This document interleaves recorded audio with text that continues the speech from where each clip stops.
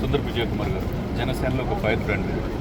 Party పెట్టినప్పటి నుంచి ఎంతమంది వచ్చినా వెళ్ళిపోయినా కానీ మీరు పవన్ కళ్యాణ్ గారిని కనిపెట్టుకున్నారు. ఉత్తరాంధ్రలో మీకంటూ ఒక పేరు ప్రతిష్ట సాధించారు. యాదృచ్ఛికం తెలియదు కానండి, ఇప్పుడు 21 తేదీ 21 మంది ఎమ్మెల్యేలు 21 మందిని గెలిపించుకున్నారు. ఈ అసెంబ్లీ గేటు దాటనేమని చెప్పేసి అన్న వాళ్ళందరూ కూడా గేటు కాదు కదా బయటకు రాలేకపోతున్నారు. ఏమంటారు దీని యొక్క విజయాన్ని ఏ విధంగా చూస్తారు? ఇది కర్మ అంటాం. కర్మ అనేది ఎవ్వరు అతీతులు కాదు. కర్మ ద్వారా గేటు దాటడం అనేది వాళ్ళు దాటాలో దాటకూడదు అనేది ప్రజలు చూస్తారు, కానీ ఇంకొకరు ఎవరిని దాటనివ్వకుండా ఉంటామని శపథాలు చేయటం అనేది అది మెచ్యూరిటీ అనేది లేని వ్యక్తులు మాట్లాడే మాటలు. గేట్లు దాటడాలు అవి కాదు. యాక్చువల్గా ఇది ఒక దేవాలయం. ఈ దేవాలయానికి ప్రజలు నిర్ణయిస్తారు ఎవరిని పంపించాలి ఎవరిని పంపించకూడదని. వాటినే మనం నమ్మాలి. ఎందుకంటే ఈరోజు యాదృచ్ఛికం ఎంత భగవంతుడు ఎప్పుడైతే ఒకటి రాసి పెడతాడో ఆ రాసేటప్పుడు అన్నీ కూడా ఇలాగే ఉంటాయి. 21 100% 21వ తారీఖు ఇవన్నీ మనం ఎన్నైనా తీసుకోండి, అన్నింటికి అలా లింకప్ అయ్యి ఉంటుంది. దీన్ని అది భగవంతుడు కృప అంటాం. మేము ఆ రోజు 2019లో సీట్లు ఏమీ రాకపోయినా ఒకటి వచ్చి అది కూడా తీసేసుకున్నా కూడా మేము ప్రయాణం చేసాం. ప్రయాణానికి విజయానికి అపజయానికి చాలా తేడాలు ఉంటాయి. ప్రయాణం విజయం కానీ అపజయం కానీ అవన్నీ కూడా ప్రజలు తీర్పునిస్తారు. ప్రజలు వాళ్ళ అభిప్రాయాలని ఓటు రూపంలో వేస్తారు. కానీ ఏ ఒక్క నాయకుడైనా ప్రజాస్వామ్యంలో ప్రయాణాలు ఉంటాయి. ఆ ప్రయాణం రాజకీయ ప్రయాణం చిత్తశుద్ధితో ఉండాలి, ప్రజల కోసం ఉండాలి, దేశం కోసం ఉండాలి. అది మాత్రమే మేము నేర్చుకున్నాం ఇక్కడ జనసేన పార్టీలో. అలాగే ఈరోజు తెలుగుదేశం కానీ జనసేన కానీ భారతీయ జనతా పార్టీ కానీ వివిధ రకాలైన ప్రజాస్వామ్య పార్టీలు ఏదైనా సరే అవి నిజాయితీతోనే ప్రయాణం చేస్తాయి. ఎంతో కొంత నిజాయితీ అని ఉంటుంది. కానీ ఎవరైతే స్వార్థం కోసం వాళ్ళు మాట్లాడుకుంటారో వాళ్ళకి అర్థం కాదు కాబట్టే ఈరోజు అన్నీ మాట్లాడుతున్నారు. 21 100% స్ట్రైక్ రేట్ వచ్చినా ఆ రోజు 19లో మేము ఎలాగున్నామో అలాగే ఉన్నాం. ఆ రోజు ఒక్క సీట్ వచ్చినా ఆ రోజు ఎలాగున్నామో అలాగే ఉన్నాం. 2014లో ఇంకా 2 పార్టీలకు మేము సపోర్ట్ చేసి ఒక దగ్గర కూడా పోటీ చేయలేనప్పుడు కూడా అలాగే ఉన్నాం. ఆ రోజు 19లో 14లో 24లో ఎప్పుడైనా సరే ప్రజల కోసం ఉన్నాం, దేశం కోసం ఉన్నాం. అదే జనసేన పార్టీ. ఇప్పుడు రాజ్యాధికారం అని చెప్పి అన్నారు. ఆల్రెడీ చంద్రబాబు నాయుడు గారి ఫోటో పక్కన పవన్ కళ్యాణ్ గారిని పెట్టడం ప్రతి ప్రభుత్వ శాఖల కార్యాలయాల్లో, అదేవిధంగా మిగతా జిల్లాల్లో కూడా దీన్ని ఎలా భావిస్తారు? గౌరవంగా భావిస్తాం. ప్రజలు ఇచ్చిన గౌరవంగా భావిస్తాం. దాన్ని అర్థం చేసుకున్న చంద్రబాబు నాయుడు గారిని ఆయనకి కృతజ్ఞతలు తెలియజేస్తాం. అది డెఫినెట్గా గొప్పగా ఉంది. డెఫినెట్గా నాయకుడు పిఠాపురంలో ఆయన ఓడించకపోతే మేము పేరు మార్చుకుంటామన్నారు. పేరు కూడా మార్చేసుకున్నారు. చివరికి మెజార్టీ సాక్షాత్ జగన్మోహన్ రెడ్డి గారు వచ్చినా కానీ 70,000 మెజార్టీ, 60,000 మెజార్టీ జగన్మోహన్ రెడ్డి గారిది. 151 సీట్లకి 11 సీట్లకి పరిమితమయ్యారు. దీన్ని ఎలా చూస్తారు? 70,000 మెజార్టీతో జనసేన అధ్యక్షుడు. కర్మ అంటున్నాం కదండి. కర్మ ఆ రోజు మేము ఓడిపోయినా, మా నాయకుడు సాక్షాత్తు 2 సీట్లు ఓడిపోయినా కూడా ఈరోజు అందరినీ ఆయన పెట్టిన ప్రతి ఒక్క వ్యక్తిని, ఆయన సపోర్ట్ చేసిన ప్రతి ఒక్క వ్యక్తిని కూడా ఈరోజు గెలిపించారు. 164 సీట్లు అంటే 175 అయితే మాట్లాడాలి. వై నాట్ 175 లాగే మాట్లాడాలి.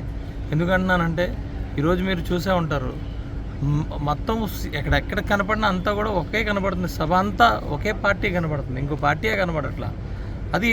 అదే కర్మ అంటాం. 151 వచ్చినప్పుడు ప్రజల అభిప్రాయాన్ని మనం గౌరవిస్తూ ప్రజలు ఇచ్చిన తీర్పుని మనం ఎందుకు ఇచ్చారు, ఎందుకు మనకు ఓటేశారు అనేది ఆ రోజు ఆయన అర్థం చేసుకుని తద్వారా అలా నడుచుకుని ఉంటే ఈరోజు ఆ పరిస్థితి వచ్చేది కాదు. మేము ఆ రోజు ప్రజలు ఇచ్చిన తీర్పుని శిరసా వహించి గౌరవించాం.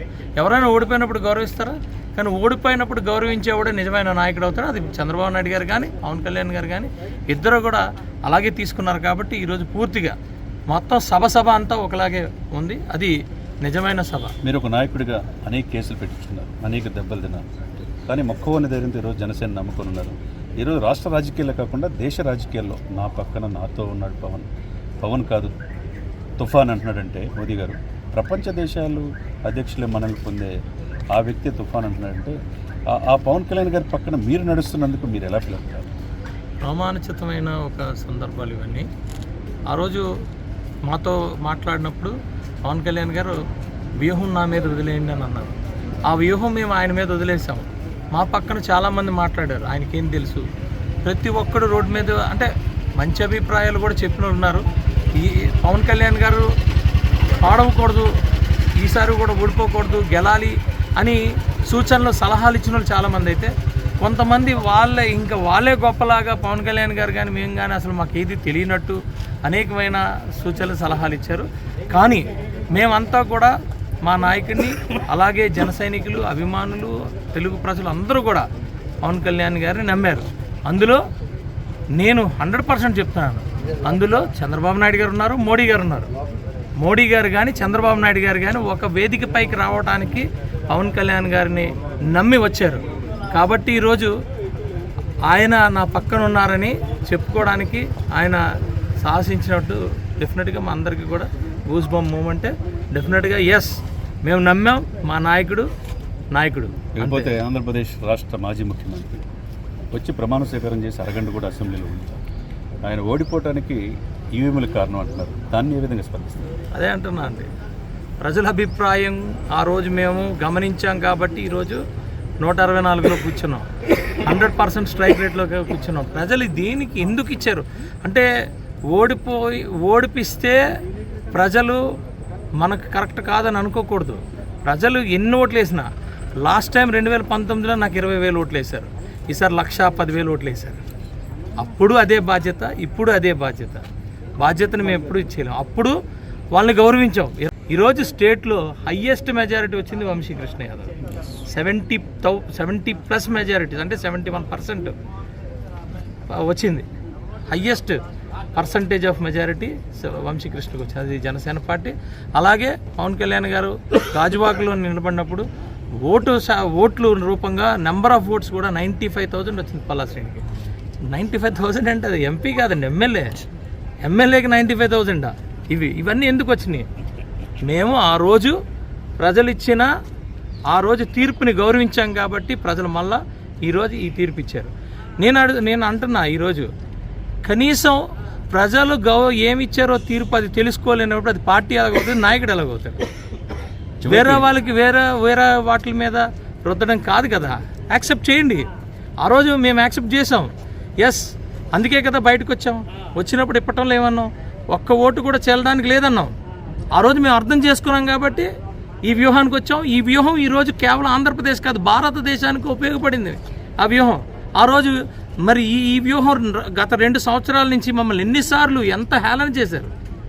మీరు అమ్ముడిపోయారా, ప్యాకేజీలా, లేకపోతే ఇంకొకట, అనేకమైన ఇది. మా వ్యూహం ఈరోజు దేశాన్ని నిలబెడుతుంది. దానికి చాలా సంతోషంగా ఉంది. ఒక అంబటి రాంబాబు, ఒక రోజా, ఒక కొడాలి నాని, ఒక పేర్ని నాని, ఒక జోగి రమేష్, వీళ్ళందరూ కూడా కనీసం ఇళ్లలో నుంచి బయటకు రాని పరిస్థితిలో ఉన్నారు. మీ నాయకుడిని గేటు దాటనివన్నారు, వాళ్ళందరూ కూడా ఇంట్లో ఉండిపోయారు. దీన్ని ఎలా భావిస్తున్నారు? మీకున్న 3 మంత్రులు కూడా, అంటే 5 శాఖలు మీ నాయకుడికి పవన్ కళ్యాణ్ గారికి మంచి శాఖలు ఇచ్చారు, దాంతోపాటు 3 శాఖలు దుర్గేష్ గారికి ఇచ్చారు. అదేమో మీరు ప్రకృతిని కాపాడటానికి విశాఖపట్నంలో ఆయనకు టూరిజం, సినిమా ఫోటోగ్రఫీ, సాంస్కృతిక ఇచ్చారు. అదేవిధంగా మనోహర్ గారికి కూడా కీలకమైన శాఖలు ఇచ్చారు. అంటే మీరు 3 శాఖలు అనుకుంటున్నారు, 3 మంత్రులు అనుకున్నారు, కీలకమైన 10 శాఖలు ఇచ్చారు. ముగ్గురు అనుకోవట్లేదండి, 25 మంత్రులు మేమే అనుకుంటున్నాం, 164 మంది ఎమ్మెల్యేలు మేమే అనుకుంటున్నాం. అక్కడ మాకు ఎక్కడ తేడా తెలియలేదు. ఇక్కడ బయట ఏమో 21 స్ట్రైక్ రేట్ అనేది ఎప్పుడో మర్చిపోయాము. ఎందుకంటే స్పాన్సర్డ్ బై జనసేన పార్టీ ఎవరైతే ఉన్నారో 21 మంది MLA candidates sponsored Janasena party 100% చివరిగా అనుకున్నాం. ఇది వాస్తవం. ఈరోజు 4-3 మంత్రులు కాదు, మాది బాధ్యత అనుకుంటున్నాం. అందరం కలిసికట్టుగా ఉన్నాం, బ్రహ్మాండంగా ఉన్నాం, బాగా చేస్తాం. రేపు రాబోయే రోజుల్లో మంచి ఇది చేస్తాం. ఆల్రెడీ ప్రతి ఒక్కరు కూడా ఆల్రెడీ పనిలో పడిపోయాం మేమంతా కూడా. చివరిగా దేవాలయం లాంటి అసెంబ్లీలో ఈరోజు మొట్టమొదటిసారిగా అడుగుపెట్టినందుకు మీరు ఎలా ఫీల్ అవుతున్నారు? మీకోసం కష్టపడిన వాళ్ళు అనేక మంది ఉంటారు, అనేక ఇబ్బందులు పడి ఉంటారు, కానీ చివరి వరకు పార్టీని కనిపెట్టుకుని ఉన్నారు, మీ అమ్మట నడిచారు. జనసేన కార్యకర్తలు చాలామందికి చివరి దాకా వచ్చింది కూడా వదులుకొని ఆయన విమర్శించి వెళ్ళారు. దానికి వాళ్ళకి మీరేం చెప్తారు? మేము అదే చెప్తాను, ముందు వాళ్ళ గురించి మాట్లాడదాం. ఇది ప్రయాణం అవుతుందండి. ఈ ప్రయాణం ఎప్పుడు ప్రయాణంగా తీసుకోవాలి, కానీ అవకాశాలు, విజయాలు, అపజయాలుగా తీసుకోకూడదు ఎప్పుడు కూడా రాజకీయం. ఇది నా పర్సనల్ ఇది. ఎందుకంటే నేను 16 సంవత్సరాలు వాళ్ళతోనే నడిచాను, తెలుగుదేశంలో నడిచాను. నేను ప్రజారాజ్యం నుంచి మొదలుపెట్టాను నా ప్రయాణం. ఆ ప్రయాణానికి ఈరోజు నాకు బ్రేక్ వచ్చింది. ఈరోజు గతంలో కూడా అనేక సందర్భాల్లో నేను అసెంబ్లీకి వచ్చాను. అసెంబ్లీకి వచ్చినప్పుడు నేను ఈ దేవాలయంలోకి రావాలని నేను నిరంతరం కృషి చేసి నిరంతరం నేను కష్టపడ్డాను. ఈ దేవాలయంలోకి వచ్చినప్పుడే సంపూర్ణంగా ప్రజలకు న్యాయం చేయగలను, దేశానికి న్యాయం చేయగలను అనుకుని నమ్మిన సిద్ధాంతంతో ఈ రోజు వరకు ఉన్నాను. అలాగే అందరూ ఉండాలి. మీరు ఏదైతే సిద్ధాంతంతో ఉన్నారో, ఏదైతే మీరు నమ్మకం పెట్టుకున్నారో ఆ నమ్మకాన్ని మీరే, మీ నమ్మకాన్ని మీ అభిప్రాయాల్ని మీరే తుడుచుకుంటే మేమేం చేయలేము కదా. అది మాట్లాడుతున్నా. ఇది పార్టీ మారడం అనేది, తిట్టడం అనేది, బయటికి వెళ్ళడం అనేది మీ అభిప్రాయాన్ని మీరు కించపరచుకోవడం కానీ పవన్ కళ్యాణ్ గారినో చంద్రబాబు నాయుడు గారినో పార్టీని కించపరచడం కాదు. ఇది ఒకటి, పాయింట్ నెంబర్ 1. 2, గతంలో నేను అసెంబ్లీకి అనేక సందర్భాలు వచ్చాను. ఈరోజు నేను అదే చెప్తున్నాను. మా సిస్టర్తో కానీ అందరితో కూడా ఇప్పుడు వచ్చినప్పుడు, అమ్మ లాస్ట్ టైం అనేక సందర్భాలు వచ్చినప్పుడు నేను చాలా ఫ్రీగా వచ్చాను. ఈరోజు చాలా బరువుగా వచ్చాను నేను. ఎందుకంటే 2 లక్షల మందిని నేను 2 లక్షల మంది అనుకుని నేను లోపలికి వచ్చాను. నా ఎలమంచిలి ప్రజలందరూ అడుగుపెట్టినట్టు ఉంది నాకు. ఈరోజు చాలా బరువుగా ఉంది. అది ఫీల్ అయినోడికి వస్తుంది. అది ఎవరు ఎలా ఫీల్ అవుతారో, ఎవరు ఎలా భావిస్తారో, రకరకాలు 175 మందిలో రకరకాల మనుషులు ఉంటారు. ఇందాక అన్నారు అరగంట కూడా లేరు, 10 నిమిషాలు ఉన్నారు. మీకు కామెంట్ చేయడానికి కాదు. 100% మన మీద నమ్మకం, మా మీద నమ్మకం పెట్టుకొని అక్కడ వాళ్ళకి ప్రతినిధిగా వాళ్ళందరూ రావచ్చు. ప్రతి ఒక్కరికి అవకాశం ఉంది, రాజ్యాంగం కల్పించింది అసెంబ్లీలోకి ప్రతినిధిగా వెళ్ళడానికి. కానీ ఒక్క వ్యక్తే వస్తారు. ఆ ఒక్క వ్యక్తి కూడా గుర్తుంచుకోవాల్సింది ఏంటంటే, అసెంబ్లీకి వాళ్ళందరూ ప్రతినిధిగా వచ్చావు. నువ్వు కాదు, నేను విజయ్ కుమార్ని కాదు, నేను శాసనసభ్యుడు విజయ్ కుమార్ని, యలమంచిల శాసనసభ్యుడు విజయ్ కుమార్ని వచ్చాను. అలాగే ఆయన అంటుంటాడు కదా, ఆయన ఈరోజు జగన్మోహన్ రెడ్డి అనే వ్యక్తి వాళ్ళ శాసనసభ్యుడిగా వచ్చాడు. ఆయన వాళ్ళకి రెస్పెక్ట్ ఇవ్వాలి, ఈయనకి కాదు. మాకు నచ్చినట్టు మేము లేచి వెళ్ళిపోవడానికి కుదరదు. ఉండాలి అక్కడ ఉండాలి. అదే అంటున్నాను కదా, లాస్ట్ 5 years బ్లాక్ పీరియడ్. ఆ బ్లాక్ పీరియడ్ ఏంటనేది ఇప్పుడు తెలుస్తూ ఉంది. ఎట్టి పరిస్థితుల్లో మేము ఈ ప్రెమిసెస్ లోపల అడుగుపెట్టినప్పుడు 2 లక్షల మందిని గుర్తుపెట్టుకొని లోపల అడుగుపెట్టే పరిస్థితి జనసేన కానీ, తెలుగుదేశం కానీ, భారతీయ జనతా పార్టీకి కానీ ఉంటుంది. అది మీకు 100% డిఫరెన్స్ కనపడుతుంది. మాటికి ఇప్పుడు మేము వింటామన్నాం, మళ్ళా పాదయాత్ర చేసేస్తాం, లేకపోతే ఓదార్పు యాత్ర చేస్తాం. ఈ ఓదార్పు యాత్రలు కాదు. దయచేసి ప్రజాస్వామ్యంలో ఒక ఫార్మేట్ ఉంది, అధికారం లేదా ప్రతిపక్షం, ఈ ఫార్మేట్ ఉంది. ప్రతిదీ రెస్పాన్సిబిలిటీయే. మేము కూడా మాకు ఒక సీటు వచ్చి వెళ్ళిపోయినా కూడా మేము రెస్పాన్సిబుల్గా పనిచేసాం. లోపల కూడా మాకు అడుగు పెట్టలేనప్పుడు మాకు నచ్చినట్టు మేము చేసుకోవచ్చు. కానీ అపోజిషన్ కాకుండా కూడా, కనీసం సీట్ లేకుండా కూడా మేము ఒక పార్టీ పరంగా మేము అంటే రిజిస్టర్డ్ కానీ అన్రికగ్నైజ్డ్ పార్టీ మాది. మేము ఎంతో ఛాలెంజెస్కి ఎదుర్కొన్నాం. అయినా కూడా అన్రికగ్నైజ్డ్ అయిన పార్టీ కూడా మేము ఈరోజు ఫైట్ చేసి నిజాయితీగా, ప్రజాస్వామ్యబద్ధంగా, రాజ్యాంగ స్ఫూర్తిని మేము ముందుకి ఈ 5 సంవత్సరాలు తీసుకెళ్ళాం. కాబట్టి ఈరోజు రికగ్నైజ్డ్ పార్టీగా మేము గుర్తింపు పొందాము. ఈరోజు మాకు ఉన్న గౌరవం దేశంలో 21 out of 21, 2 out of 2, 100% strike rate. ఇవన్నీ కూడా ఎందుకు వస్తాయంటే, ప్రజలు ఇచ్చిన అభిప్రాయాన్ని మనం గౌరవించాలి. మనం పార్టీ పెట్టుకున్నప్పుడు ఆ పార్టీకి ఉద్దేశాలు మంచిగా ఉండాలి, దేశం కోసం పనిచేయాలి, ప్రజల కోసం పనిచేయాలి. ఇది ఉన్నప్పుడే మనకి అన్నీ వస్తాయి.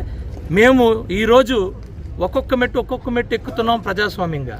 100% వి విల్ ఇన్ ఫ్యూచర్ దేశాన్ని కాపాడుకునే పార్టీగా, శక్తివంతమైన పార్టీగా జనసేన పార్టీ ఆవిర్భించబోతుంది. డెఫినెట్గా. ఫైనల్గా ఒకటి, దశాబ్దం కళ పవన్ కళ్యాణ్ గారు ఈరోజు ఫలప్రదమైంది అనుకోవాలి. ఇక దశాబ్దం ఈ కూటమి ముందుకెళ్తున్నారు. రాబోయే 10 సంవత్సరాలు మీరు టీడీపీ, జనసేన, బీజేపీ ఒకే విధానాలతో వెళ్ళి ఆంధ్రప్రదేశ్ చిరకాల కోరిక రాజధాని కావచ్చు, స్పెషల్ స్టేటస్ కావచ్చు, పోలవరం కావచ్చు, ఇవన్నీ కూడా పూర్తి చేయగలరని మీరు నమ్ముతున్నారా? అంటే ముగ్గురు కలిసి అని అంటున్నారు కదా, ముగ్గురు కలిసి ప్రయాణం చేద్దామని వచ్చాం. ఏది క్లియర్ చేస్తాం, ఏది మేము సపోర్ట్ చేస్తాం, ఏదికి మేము కడతాం, పోలవరం కడతాం, అమరావతి కడతాం కాదు. మేము ముగ్గురం కలిసి ప్రయాణం చేయడానికి మేము ప్రజల దగ్గరికి వెళ్ళాం. ప్రజల దగ్గర మేము ఓట్లు తీసుకున్నాం, మేము గెలిచాం. మేము ప్రయాణం మాత్రం 5 సంవత్సరాల ప్రయాణం అయితే 100% జరుగుతుంది. అది 100% సక్సెస్ఫుల్ స్టోరీ అవుతుంది. 2, ప్రయాణం జరిగినప్పుడు చూశారు కదా మీరు, ఒకరికొకరికి రెస్పెక్ట్ ఇచ్చుకొని మేము ఇక్కడ ఉంటున్నాం. ఒకరికి కించపరచుకునే కాదు, ఆల్రెడీ అందరి మైండ్ సెట్లు చాలా క్లారిటీగా. అందుకే నేను అన్నాను, మాకు తేడా ఇక్కడ కనపట్లేదు. అక్కడ మా పక్కన ఎమ్మెల్యే అనేది ఏ పార్టీ అనేది మేము మాట్లాడుకోవడానికి కూడా లేదు, మీరు అడిగితేనే చెప్తా ఉన్నారు. ఇది పరిస్థితి ఇలా ఉంది. 100% అన్నీ కూడా ప్రజలు ఏదైతే నమ్మారో వాటి కోసం అనుక్షణం ఎనీ కండిషన్స్, ఎనీ ఫ్యాక్టర్స్ దాన్ని ఎఫెక్ట్ అయినా కూడా అన్నిటిని ఛేదించుకుంటూ ముందుకెళ్ళి ప్రజల కోసం మేము పనిచేయడానికి సంసిద్ధమయ్యి ప్రతి క్షణం కూడా పనిచేస్తాం. All the best. Thank you అండి.